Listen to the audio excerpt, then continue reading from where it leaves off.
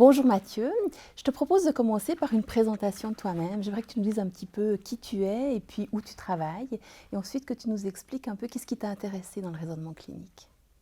Je m'appelle Mathieu Nada, je suis interniste de formation et j'ai eu également un intérêt pour l'enseignement de façon plus large jusqu'à vouloir me former en éducation médicale, ce que j'ai fait pendant 2 années à l'Université d'Illinois à Chicago, pour ensuite revenir dans mon service en ayant un pied en clinique et un pied en éducation médicale dans une unité de développement et de recherche en éducation médicale que notre faculté possède.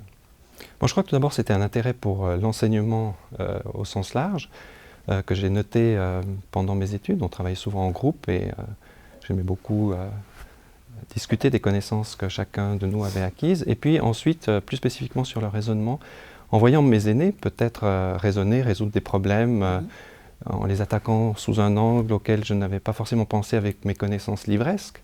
Et je me suis intéressé tout à coup à essayer de comprendre, mais comment se faisait-il que ces personnes avaient développé ces capacités, comment ces capacités se développent, comment est-ce qu'on peut les comprendre, comment est-ce qu'on peut en comprendre le processus, comment est-ce qu'on peut peut-être les apprendre ou les évaluer, et tout ce qu'on peut faire avec le raisonnement. Est-ce que tu pourrais nous expliquer un peu ce que l'on entend par organisation des connaissances et comment et quelle distinction on peut faire entre l'organisation des connaissances et puis le processus de raisonnement clinique? Oui, il me semble que, enfin, une image que j'aime bien utiliser, c'est que le processus, c'est une roue qui tourne. Au fond, c'est la manière dont on enchaîne des séquences, des événements, des faits.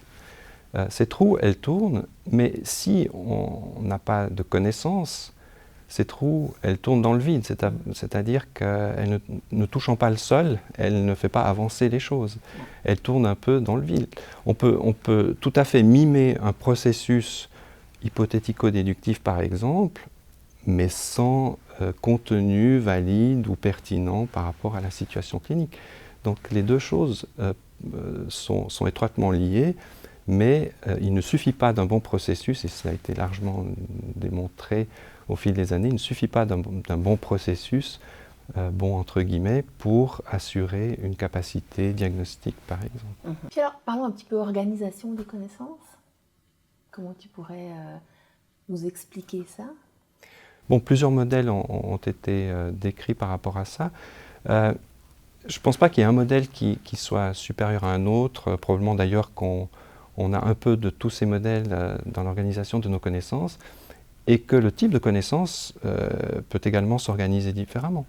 Un des modèles, je dirais, qui contient le plus d'éléments, c'est probablement cette notion de script de prise en charge, puisqu'il contient non seulement peut-être des éléments de processus diagnostique ou de démarche diagnostique, mais également de prise en charge, de reconnaissance peut-être de l'urgence, du tri à effectuer avec le patient, d'éléments contextuels à prendre en charge également.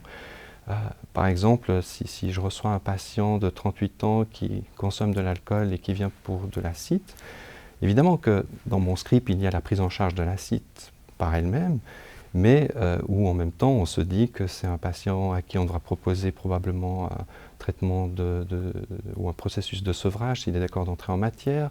Peut-être qu'il faudra l'inscrire ou penser à l'inscrire sur une liste de greffe, peut-être qu'il faudra encore mieux évaluer son entourage, sa famille, etc. Donc tout ça, ce sont des éléments qui sont déjà inscrits dans le script de prise en charge de ce patient le premier jour qu'on le reçoit, par exemple.